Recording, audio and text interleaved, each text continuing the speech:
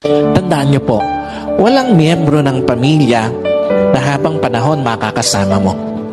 Walang asawa na habang panahon makakasama mo. Walang magulang na habang panahon makakasama mo. Walang anak na habang panahon makakasama mo.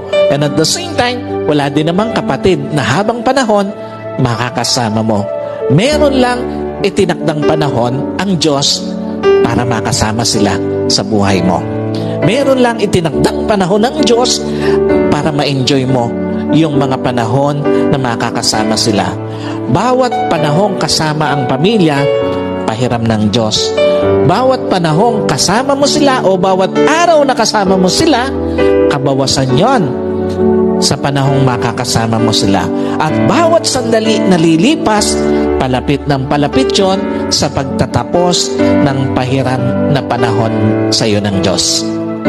Kaya hindi dapat sinasayang panahon para sa pamilya, lalo na sa pagtataniman ng sama ng loob, lalo na sa pagkakait ng pagpapatawad, at lalong-lalo na sa paggagawa ng yaman. Napakawalang kwenta ng mga bagay na minsan hinahayaan natin na sayangin yung panahon na dapat kasama natin ang pamilya natin.